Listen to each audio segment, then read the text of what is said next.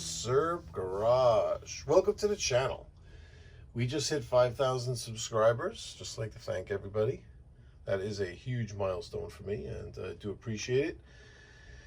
1973, okay? You walk into a gun store, you want to buy a pocket revolver for self-protection, you know, just something to throw in your pocket, little compact revolver, and you walk out with a Charter Arms chambered in 44 special. You might not think that's possible, but in 1973, that was entirely possible. Let's talk about how. Charter Arms. They had some really cool revolvers back in the day. Starting in 64 is when the company started. Let's get into it. This video was tough to put together. A lot of you were annoyed because the promo was quite a long time ago. But I've just been intimidated. So much information here. Now, who knows how deep we're going to get into Charter Arms history, how deep we're going to get into the notorious history for this gun. Let's just play it by ear, see how it goes, do this video in stages. Got a little bit of an outline in my head, but not much. Let's just see where it goes. So 1964 was the beginning of Charter Arms, founded by Doug McClenahan. Now, you might remember the name. We've spoken of him. When we did our video on the Ruger Police Service 6, his name came up. He was a designer, worked with Colt, with High Standard, with Ruger. Really tough to find information on exactly what this guy worked on. He was just the brains behind, you know, everything, like the design. You know, the designers, you don't really hear much about these designers, you know what I mean?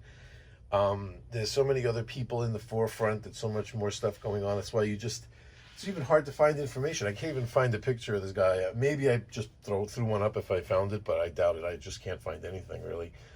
But definitely that he worked for many years as a designer, and in 64 thought that he had enough ideas that he wanted to break off. He said, you know what, I think I could be successful. I want to start a gun company. Founded Charter Arms in 64, started making guns, and like what he does best.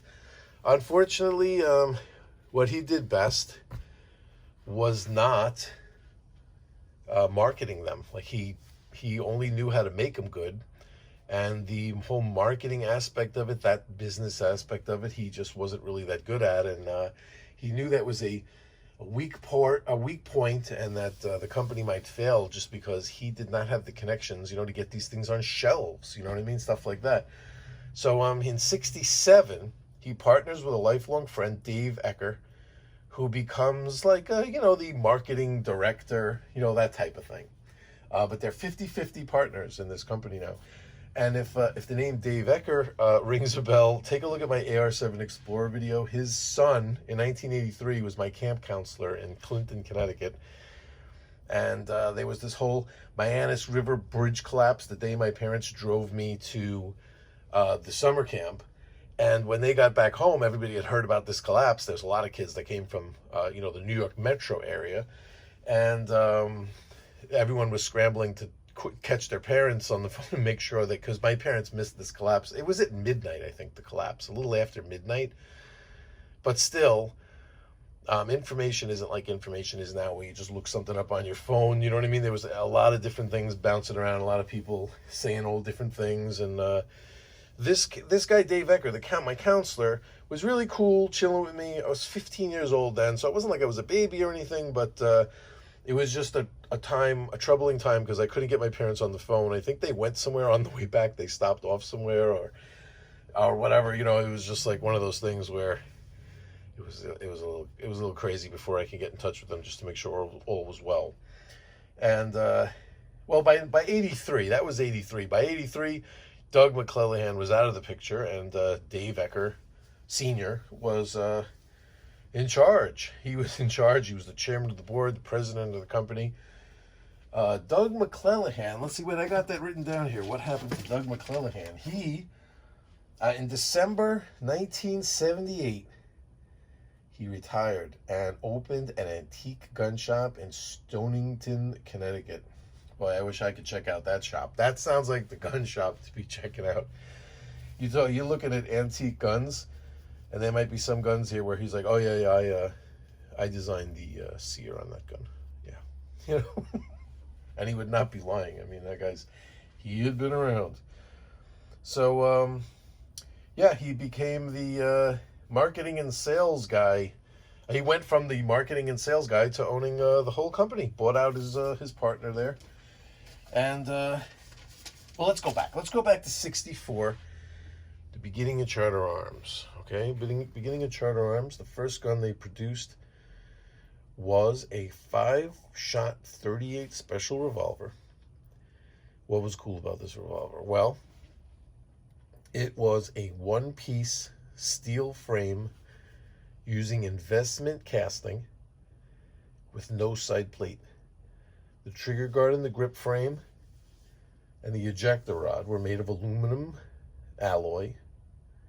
Well, the trigger guard and the grip frame were made out of aluminum alloy. I think the ejector rod was aluminum, solid aluminum. The rest of the parts were steel. And it's known for having the fewest moving parts of any firearm. That's what I'm reading. I mean, that sounds like a huge claim right there. There's a lot of firearms, but that's what I'm hearing. It had a hammer block system. This is what helped that out. The hammer block system removes a lot of those little intricate parts in the trigger system, you know what I mean? And the firing pin system. So it was a hammer block system, which is essentially a transfer bar. And you'll remember that from the Ruger Police Service 6 video too. So there's definitely a connection there. That will allow, the transfer bar will only allow the hammer to hit the firing pin only when the trigger is depressed. You understand what I'm saying? So if you could see on these guns, they don't actually have a firing pin on the hammer. The firing pin is right there. You could see it down there, that round piece. And that's the transfer bar right there. So you see, if I pull the trigger, by the way, we'll just to make everybody feel better.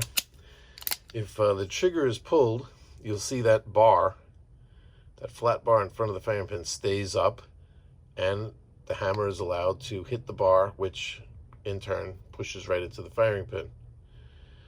Whereas if I touch the trigger to release the hammer, but just let the hammer fall, you'll see that bar falls down. See, it's going down and it's out of the way, and look, see, it won't allow the hammer to hit the firing pin. Sorry, I forgot to plug you guys in. Let me plug you in. Sorry for the shaking, so make sure that you're that we stay charged through this tremendously long video. Probably killed two phone batteries on this one. Buckle in, baby. That's all I got to say. So, where were we? Oh, the firing pin. It's made out of beryllium copper. Supposedly, there has never been a broken one in the history of these firearms. It's supposed to be indestructible. So, already it's weird. There's no side plate. It's like made out of all these different metals. So yeah, the cylinder is steel. You know, the barrel is was the barrel steel. The barrel would have to be steel, and then the frame is made out of, what was it again? Investment casting, right? So the frame is investment casting. The trigger guard and the base here, like underneath the grip, is aluminum alloy. You see, you go around this thing with a magnet. You touch it, it sticks here, it doesn't stick there. It's made out of all these different metals. You know, he definitely, you could tell this thing was made by a designer. I mean, there's no doubt about it. You know what I mean? So, also the rifling. Oh, and check it out. So this picture that I showed you of the 1964 released Undercover. This is the old version. You see, this is before serial number 13189. They had they serial numbered everything. This company, they serial numbered everything across the board. So it didn't matter what models they had. You couldn't have two serial numbers at all in this with this company, so even if it were different models, let's say. So they just serial numbered everything from beginning and just kept on going, and they never reused the serial number. So even if they switched to a different model of gun, they've made different models through the years. I don't know about, very modern stuff. I'm talking about back in like the 60s and 70s, let's say. I didn't research it any further than that. So everything kept current. So you could just give Charter Arms a serial number, let's say. They would even be able to tell what gun that was, because if they had records of it, they would know where they used that serial number, that block of serial numbers for a certain model. You know what I'm saying? So before 13189, they had a different logo. It was like it was this one, at least. And then now the more modern one is like a scroll. It's pretty wild. You could, the older ones, the older undercovers, they didn't even have a place of manufacture on them. But it was here, Bridgeport. So these first ones were in Bridgeport. That's where the company was at first. Then they had moved to Stratford. In when the hell did they do that? Jumping around a little bit. I had that. That was for a different time. 76. 76. They moved to Stratford. It's okay. Hard to stay on track here. I'm sorry. So where were we? Beryllium copper never breaks. Right. The rifling. Button rifling. That's what it's called. Button rifling at 8 grooves. Now, there's 3 kinds of rifling. Cut rifling, broach rifling, and button rifling. Cut rifling is where you actually use a cutter. I mean, it's just exactly what it sounds. Use a cutter to actually cut the rifling lines out of the barrel.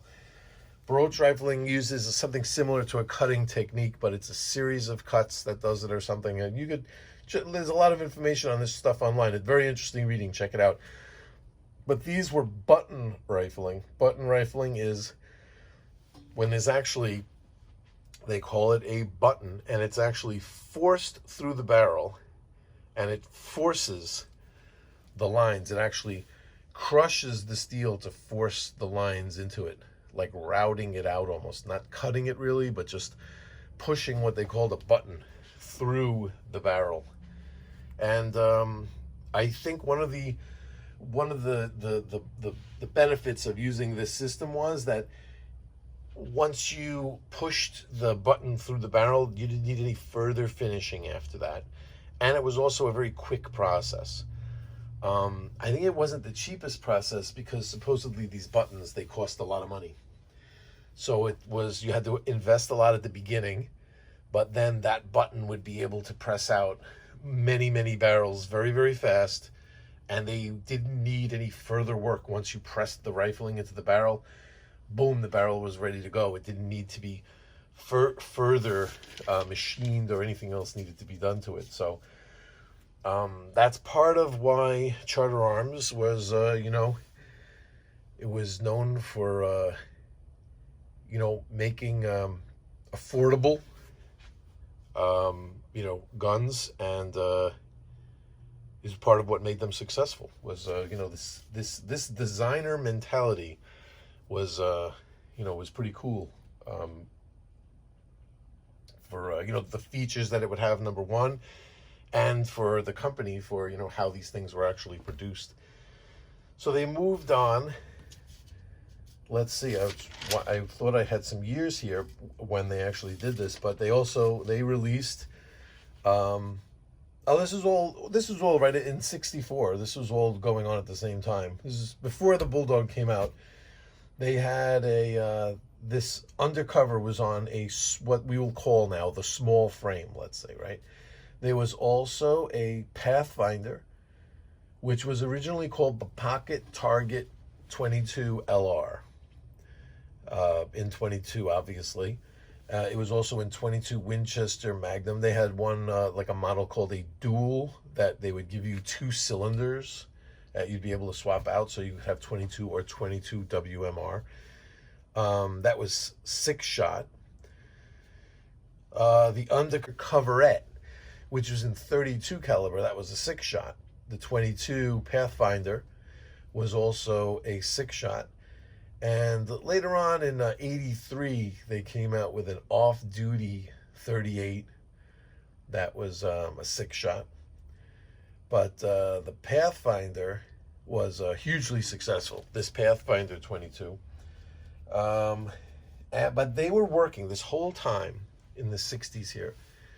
Supposedly he was working. People that knew McClenahan said that he was working on a 44. He wanted to come out with a 44 revolver. And in 71, he was supposedly, there were some accidents. So this also, I wanted to read this verbatim. Where did I have that information? It was on one of these papers here. This looked like a story, and I really wanted to have this information, but I couldn't find anything on it. But supposedly, let me see. Where is it? Yeah, I knew I was going to have trouble with that one.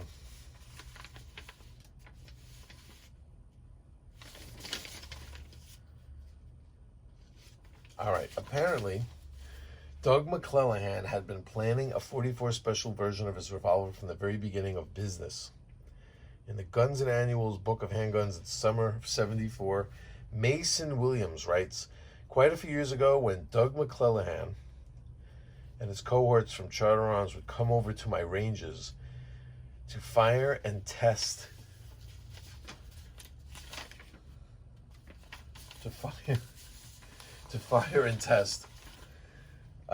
and discuss the then new 38 Special Undercover revolver. Doug would continually bug me about ideas and thoughts on a 44 caliber revolver. The years passed, and whenever I would meet Doug, I would ask about the 44. He had several serious accidents that delayed work on the new revolver, so that it was only recently that the 44 Special Charter Arms revolver was ready. And in the 1974 issue of Gun Digest is where it first appears. And in 75 issue, there's a lengthy article by George C.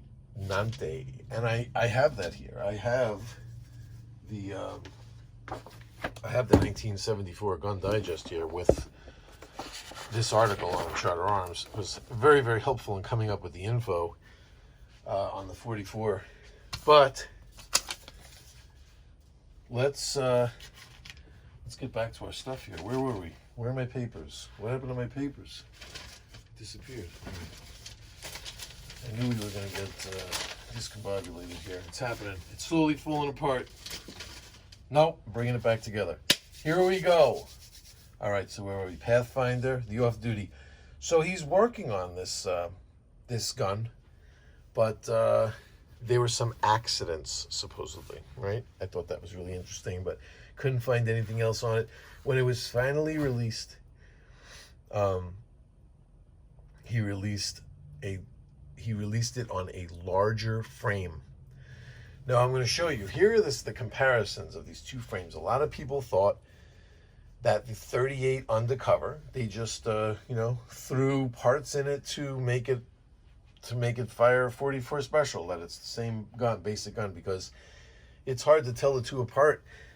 Even if you're in a gun store and you're looking at both of them just sitting next to each other, it looks like the same frame, but it's not. They're very, very close sized, but they do share a trigger, a hammer, and a cylinder lock system, but that's about it. And when this larger frame came out, it came out as a 44 Bulldog, 5-shot, 357 Bulldog, 5-shot, came out in 1978. And 38 Police Bulldog 6-shot, that was in 1975. So, but 1973 was the Bulldog. Now, the Bulldog name, let's get into that. I've heard people say before, the Bulldog, it isn't new. There was a British Bulldog revolver. It was Philip Webley and Son revolver in 1872. They don't actually quote the year, but I looked this up, and it is true. It was 1872, but what a lot of people don't know is that it was an even earlier revolver. It wasn't a revolver. It was a pistol it was a single shot. It was chambered in 44, and it was made in Connecticut in 1865. That's right.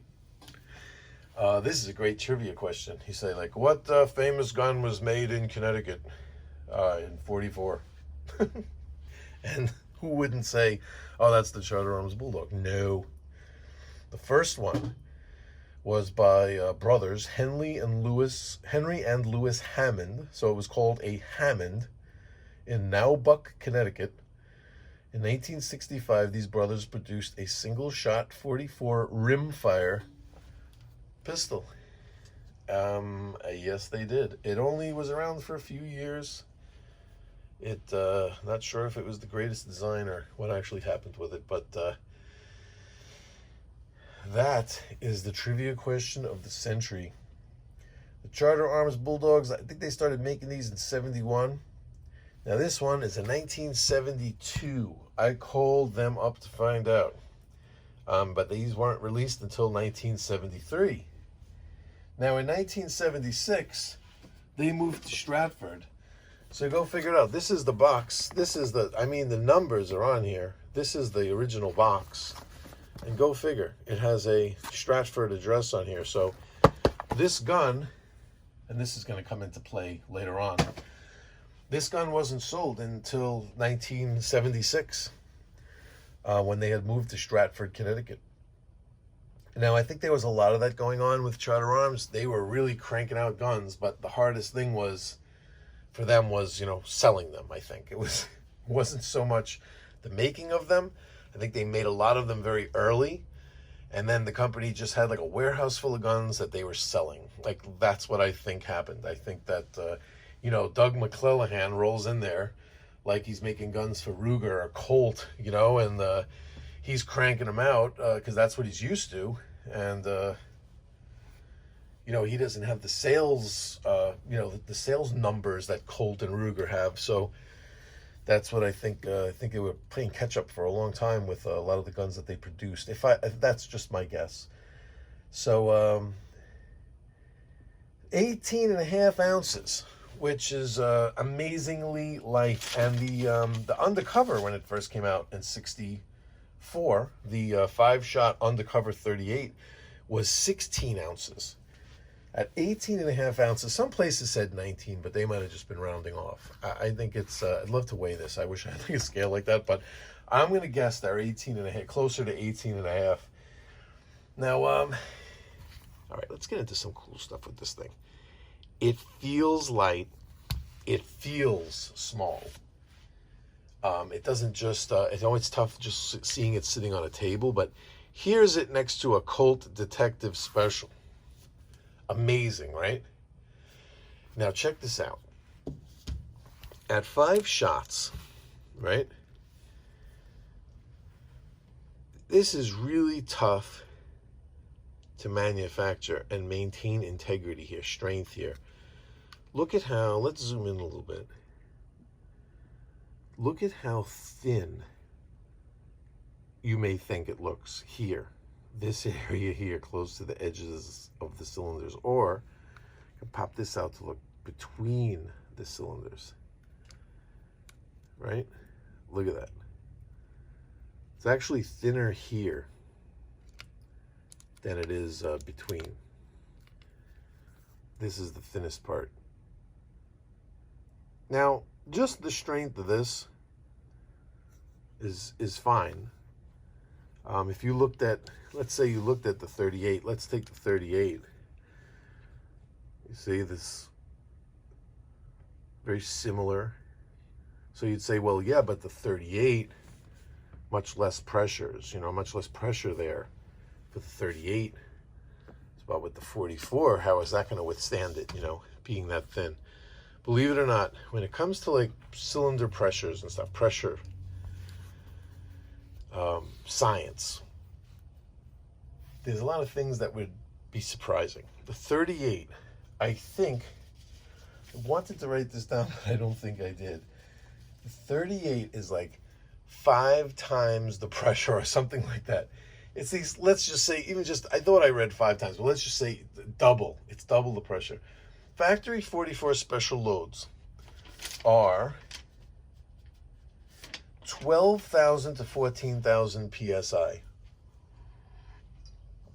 Now, there's a big thing with this because there's a lot of these hand loaders with 44 Special. Back in the 70s, this was a big thing. The 44 Special, like with Elmer Keith coming out with the 44 Magnum in 55, and then the 44 Special was like always playing catch up, and like it was originally like a black powder cartridge, so there was a lot of they didn't really want to load it too heavy because too powerful, because there were a lot of older guns that would be immediately blown up if you gave it a little bit of oomph. So, but guns like this were newer, so people would say like, well, you don't need those 12,000 to 14,000 psi loads. You could bring it up more to 20, 25,000. I could load it where you'd have 20 to 25,000 psi, but this is a more modern gun. You could handle it. Could this gun handle it?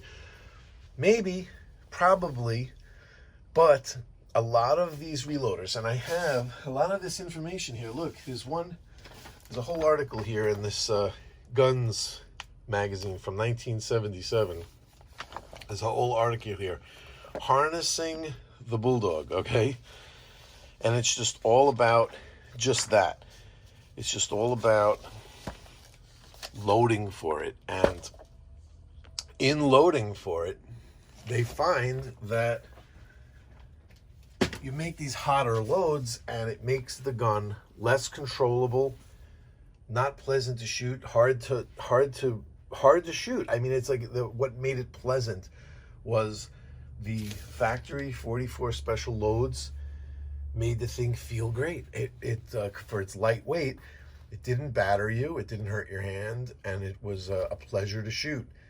And by stepping up to make more powerful loads, made the thing just uncomfortable, and nobody wants to shoot it. So that's kind of like what happened with it. But what's interesting is that its strength, let's say, its strength was in the fact of the 44 Special load that it was using.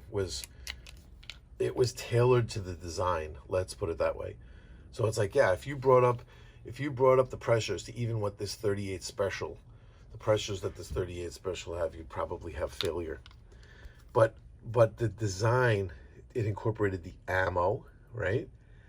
And also, dig this. So the chambers that are cut into the cylinder here, right? They're at 72 degree spacing, right? That makes sense. 72 degree spacing because it's 360 degrees, 5 holes. 5 times 72 is 360, right? So at 72 degrees, what does this do? Does this do anything special? Just the fact that he made it a 5-round cylinder? Yes, because at that, you cut that at that degree, and then the cylinder bolt locking cuts are exactly between. So you don't want to cut into where this thin area is. Remember, this thin area goes all the way through the other side. It's thin right here. So where the fluting isn't is where it's thin. And right where it's thin, you don't have to put the bolt locking cuts. See it? How cool is that? So it just works out that the integrity of this area right here is left alone, making it stronger. Whereas say on the other, like on 6-shot revolvers, that's not the case.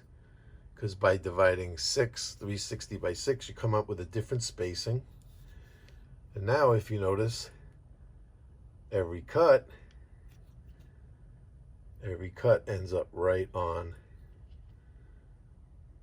I bet you that's something you never paid attention to. Only a designer looks at stuff like that, but you see? Now with these materials and what they have going for them there at Colt, you know, that type of stuff isn't an issue. But, you know, Colt didn't come out with a 44 Special snub nose, easily concealable revolver. Now, did they? Maybe they didn't. I don't know about it, but not, at least they didn't in the early 70s when this guy was crunching the numbers. You know what I mean? But fascinating how things like that, that only the designers would need to pay attention to, and you don't even notice. But yeah, that's the story. The original loading was a 246 grain bullet at 770 feet per second. Muzzle energy was 322 foot-pounds. Now, this 246 grain bullet is going to come into play later on, and we will discuss how and why. So let's see, we got two things that we're going to follow up on. Was the fact that it was made in 1972, but in a box that was sold in 1976, and that we have 246 grain bullet was the original loading. Because I'm looking in here now, my Hornady Handbook of Cartridge Reloading. This isn't even new. This is old. Who knows? This is the 9th edition. This is a number of years old, but under 44 special, we don't have anything that's 256 grain anymore. That's for sure. 240, and then in the Remington Magnum, they seem to be the same. It's probably the same 240 grain bullet. We go to 265 and 300. But the 44 special, 1907 was when this round first came out. And when comparing the 44 Magnum and the 44 Special, the 44 Magnum operates at 36,000 PSI maximum. The 44 Special works at only 15,500. A substantial difference. Hornady's XTP bullets offer good accuracy and expansion, even at low velocity. I just did a Hornady ad, just by reading the text that they have in their catalog here. The Book of Cartridge Reloading is an ad book. So, thank you for sticking in there for part 1. Now, I guess just to end off on the history of Charter Arms. Charter Arms is still around. They're in Shelton, Connecticut right now. I'm not really going to talk much about the crazy history of Charter Arms. Go dig into it yourself. They came out with some crazy stuff. They came out with revolvers that would chamber 45 ACP that didn't need moon clips. They used some kind of spring mechanism, something like that. They had pink guns that they made for women. They had a true 38 special revolver that was made left-handed for lefties. Who else did that? Did anybody else do that? I don't know. It's a lot of cool stuff going on there with Charter Arms later after this, after the 70s into the 80s, and they're still around. I called them up. I spoke to a historian that they have there that gave me information on what I needed to know about my older stuff for this video. They were very cool with me. And, don't go by what you hear all the time. Go by what you see. And I recommend their products. Check them out. But that's as far as I'm going to go with the history of them. Let's move on into part 2, and we'll talk about the nefarious Charter Arms connection.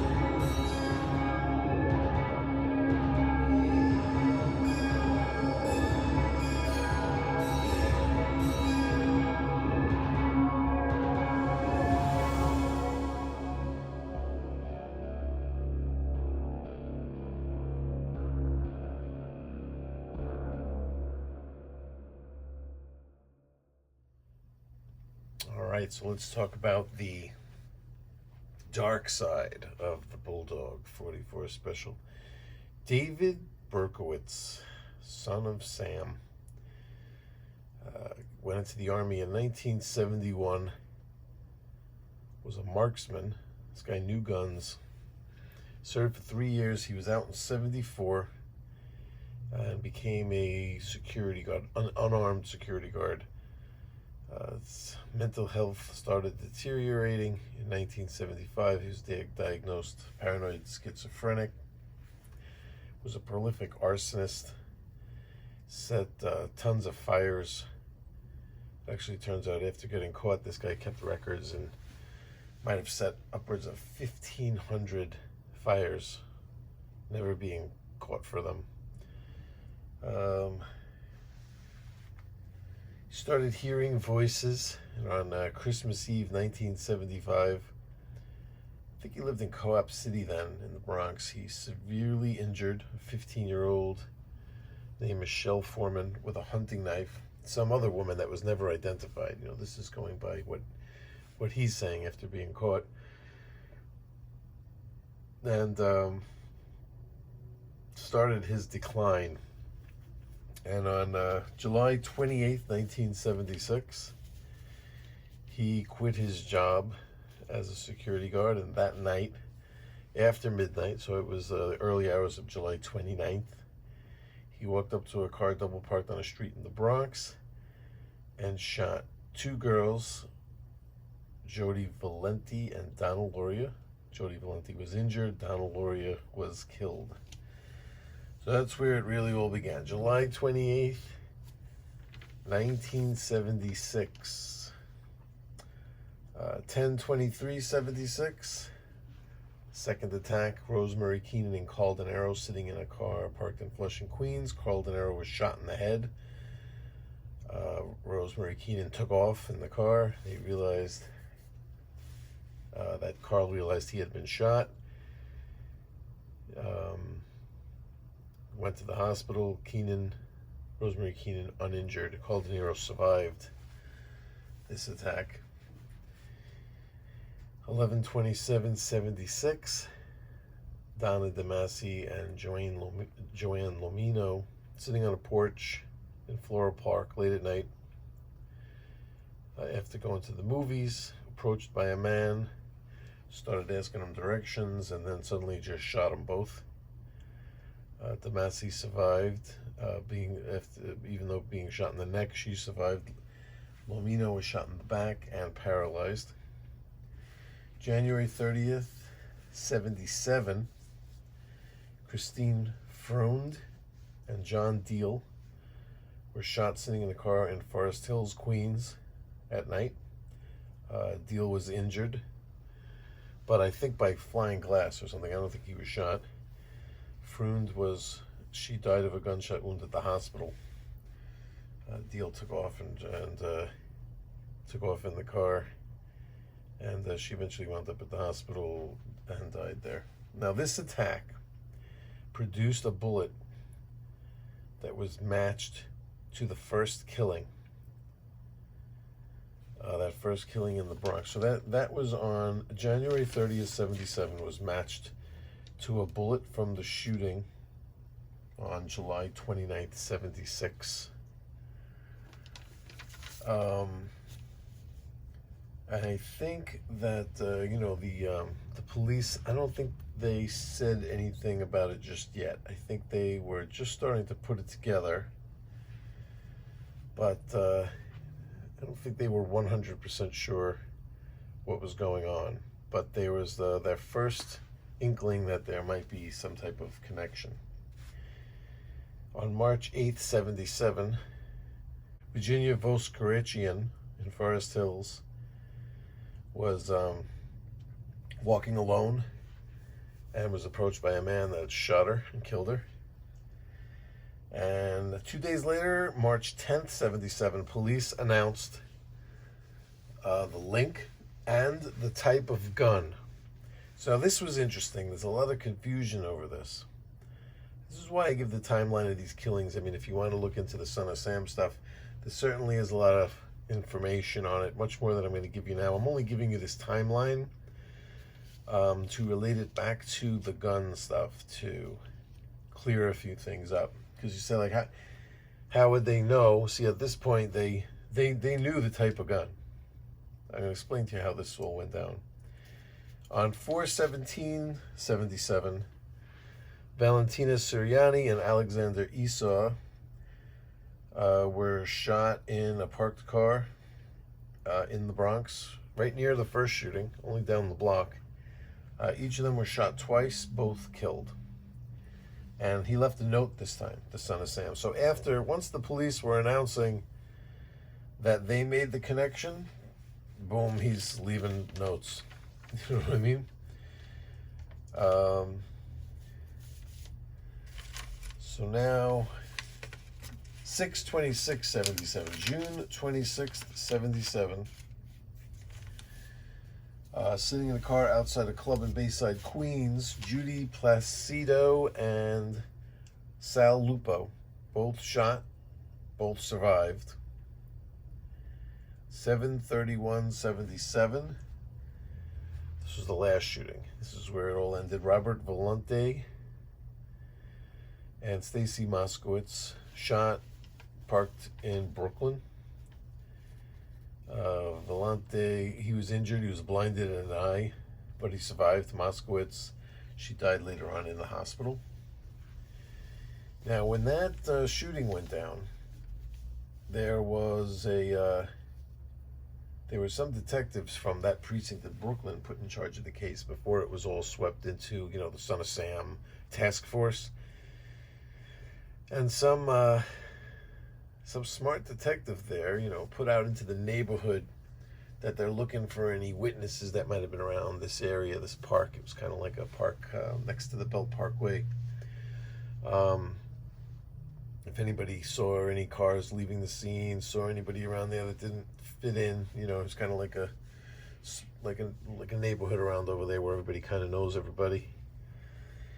And a lady, so this was several days after this shooting. Her name was Cecilia Davis, an older lady that lived on Bay 17th Street.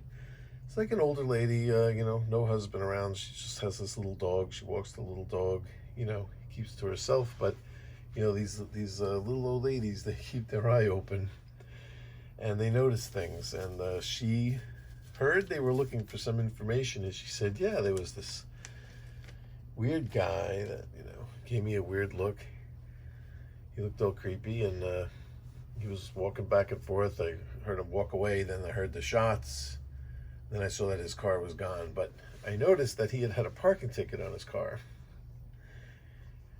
So, she's like basically not even realizing the importance of that, just complaining that, not only was he looking at me creepy, he's a parking violator. So they looked up, now they have some kind of lead. They said they're looking at it more like the guy could be a good witness, not so much that he's a murderer. But they look and they find this parking ticket written over there right around the time of the shooting. And they go to call up, the guy lives in Yonkers, so they go to call up Yonkers PD to ask if they could get some assistance with, do you know this guy? We'd like to meet up over there. Ask this guy some questions. If it's in Yonkers, they have to get Yonkers PD out there to help with them, to assist with them.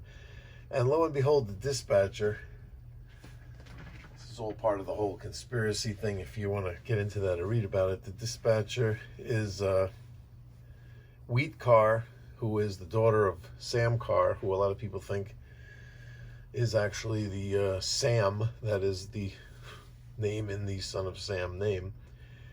And Wheat Carr starts telling them about how, I think this guy shot my dog. You're calling up about him because you think he's the Son of Sam, right? So they go up there, they look in his car, and they see like even on Wikipedia it says that they saw a handgun, but they didn't. I think they saw a rifle. I think they saw a replica of like a machine gun, like like that old gangster machine gun. What the hell is that thing called? Well, he had like some kind of like a replica of a gun. It was like, but it was a semi-automatic rifle in his car, and they went inside the car, searched it, and everything, found a lot of incriminating evidence, and actually wound up arresting this guy when he came downstairs and finding the 44 Bulldog 44 in his possession in a paper bag. And that was that for Berkowitz. But so the things that are interesting about how they identified this gun now, and I'm going to relate it to how close it comes to mine. When I went to buy one of these, it wasn't like a morbid thing, like I was going out like I'm buying the Son of Sam's gun. It's a pivotal gun in history, and also a cool, their Charter Arms guns, known for their older revolvers.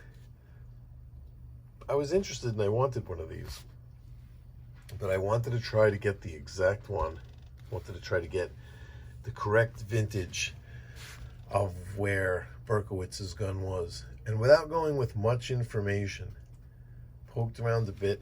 Quite a while ago I had bought this one. Did the research afterwards. And after doing research, so I have Berkowitz's serial number at 212,927. This one is in the 278,000 block. So the thing about Charter Arms, let's break this out right here. So this is a chart that I wrote on my own, because Charter Arms can tell you that from 65 to 74, which was when they built guns at Bridgeport, because this is one of the Bridgeport models, and so was the Son of Sam gun. So the Bridgeport series, the serial numbers go from 1 to 315,000. There's a group of them at the very beginning that we spoke about before that had a different, they actually had a different emblem on it. So you could discount those immediately. But we just go, they don't break it down by year. This is the problem. So what I did was I took from 65 to 74. I had a specific serial number range from 1 to 315,000, and I just broke it up like this. If it was just an even amount made every year, this is what it would come out to. Turns out that's not so bad. That's pretty close. But this is all I had to go by. So I was going by Berkowitz's gun, falling in 212,927, so falling right in here.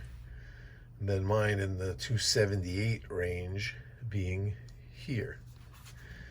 However, I found out that you can actually call Charter Arms, and they have information on this. They're not going to break it down and give you all these years and what serial numbers, but they could look it up. And I looked it up, and it turns out both of them were 1972.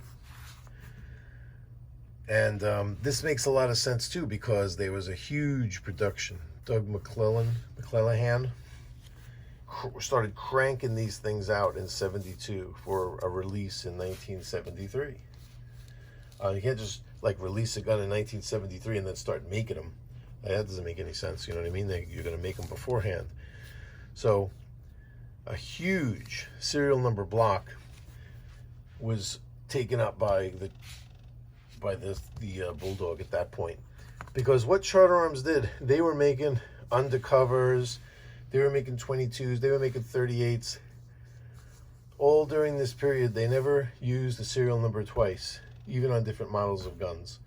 So they would take huge serial number blocks. They were making a bunch of 38 undercovers. They would take a huge serial number block, make those, and put in a whole other serial number block on the 22s like that. That's why you can, when you call up and you give them the serial number, they don't even have to ask. They don't even have to ask what kind of gun it is. They already know. And it turns out both of them were 72. So I asked her, can you tell me how many are in between? So she said between the 212 serial number block and the 278 serial number block. There were blocks of other guns made, so that she couldn't give me an exact number, but that the difference in Charter Arms 44 production between 212 serial number block and 278, in that range of the two serial numbers I gave her, was less than 100. So you're talking like, just how lucky are you going to get just on a whim, just knowing a few things about what specific things you're looking for, like dates and what and how it's supposed to look, and coming that close. And here's another thing.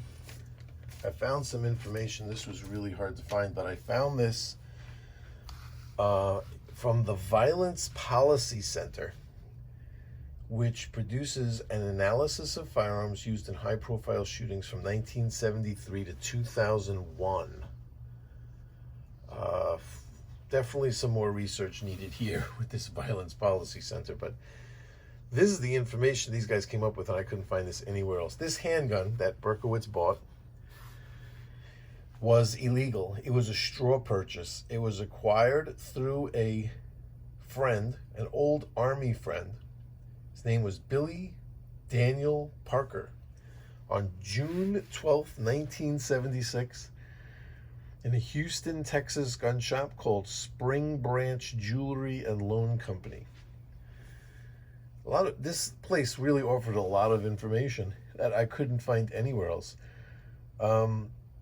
Berkowitz said to this guy, Billy Daniel Parker, that he wanted protection on his drive back to New York. He went to visit the old Army friend when they got out, and he said he wanted it for protection on the way back to New York. This is what Billy Daniel Parker told the police. Obviously, they caught up with him. I mean, obviously, no matter what he knows, he's not going to say, yeah, I bought it for him so he could, go on a serial killer expedition. But on July 28th, 1976, Berkowitz quit his job. And, yeah, we went through that already. He worked for, it even lists here, he was an unarmed security guard for IBI Security Services. This Violence Policy Secure Center is definitely dime dropping on everyone. But you might say now, he bought this in 1976. So how is a gun that's produced in 1972, from what you're saying?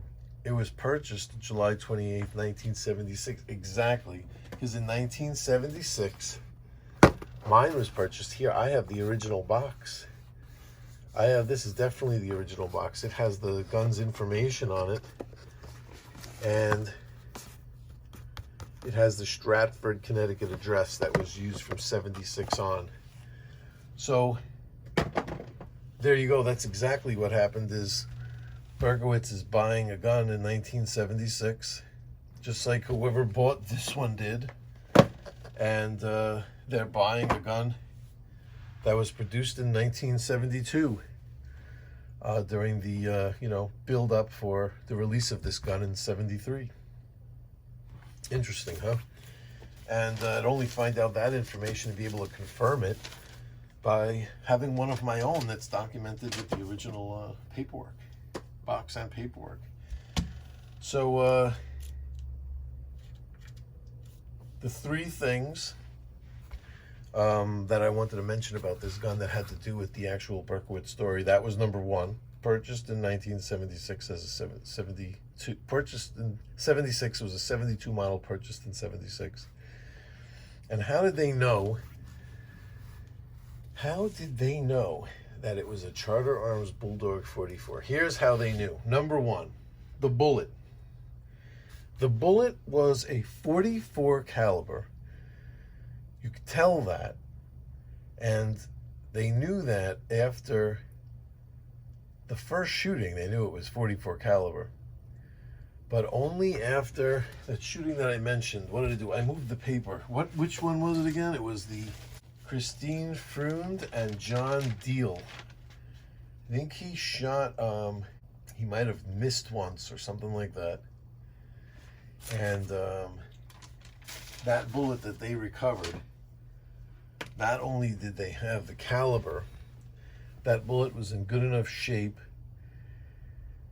where, so they knew it was 44 caliber, but when they found 8 grooves on it that were button rifling grooves, they knew that it was a 44 Bulldog, because only a 44 Bulldog by Charter Arms had 8 grooves.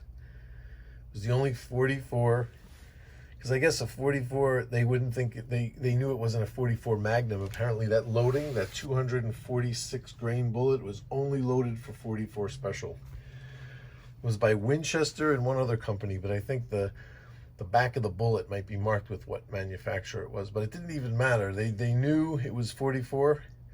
They were calling him the 44 caliber killer after that. But then when he left the letter that said Son of Sam on it, then that name got changed to Son of Sam. But the police originally, the newspaper originally went with 44 caliber killer. And once they knew that they were 8 grooves on these 44 caliber bullets, they were actually able to narrow it down to the gun. So the search at that point was not for the man, because there's, men all over the place. The search at that point was for the gun. Not that many of these guns all over the place. And they were actually pulling records of these guns, and they were sold, how many were sold in the New York metropolitan area. They're actually following up on the guns. But since this was bought through a straw purchase, illegally, they were not able to catch up with them in that way. And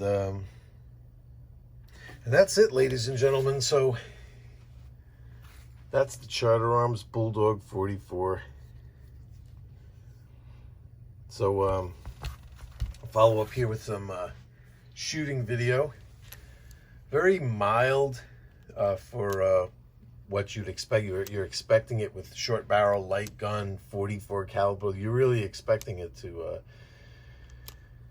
be rough, but not so. It's actually very mild.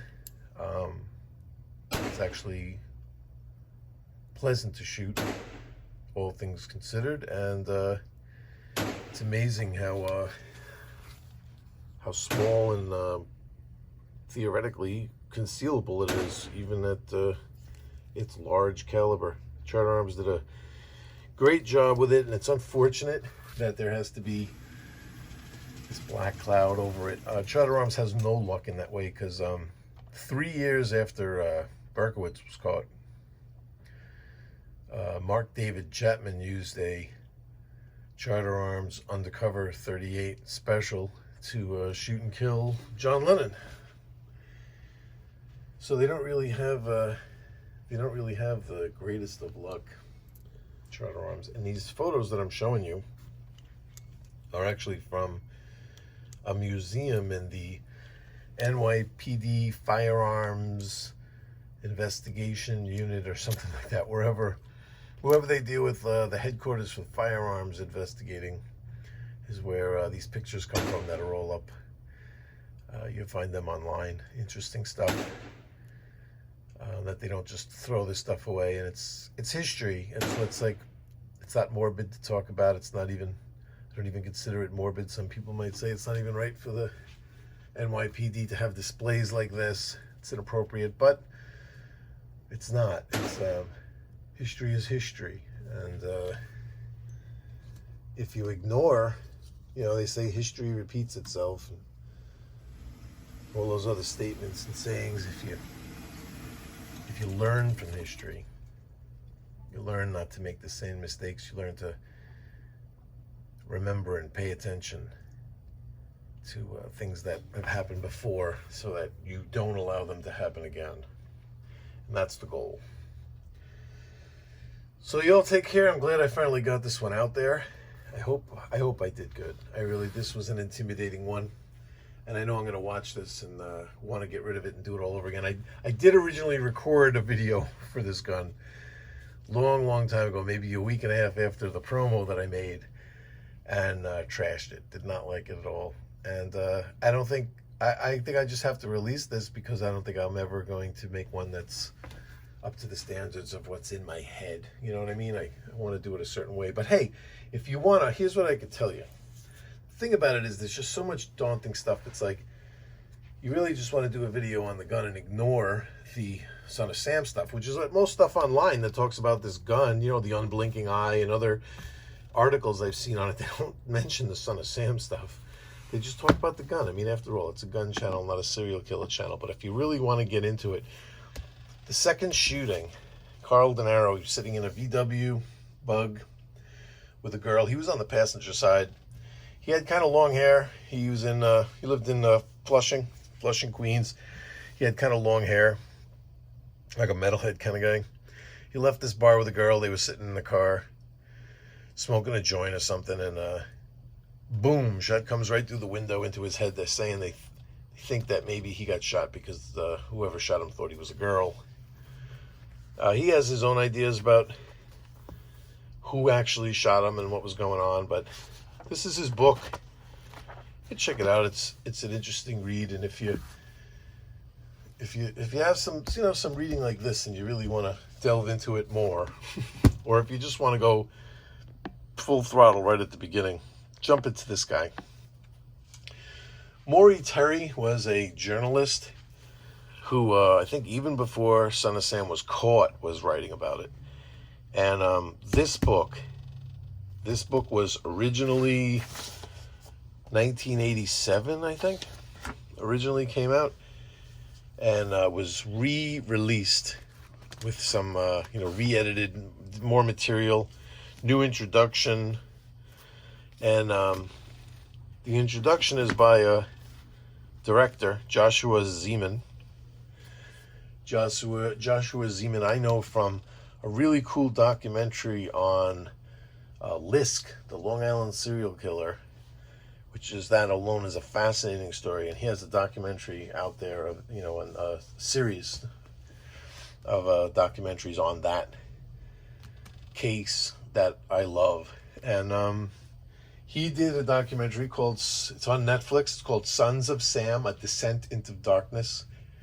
If you haven't seen that already, check it out. But then when that became a very, very popular documentary, they re-released Maury Terry's book, because the documentary is on Maury Terry's book. As a matter of fact, Paul Giamatti in the documentary lends his voice and narrates as Maury Terry.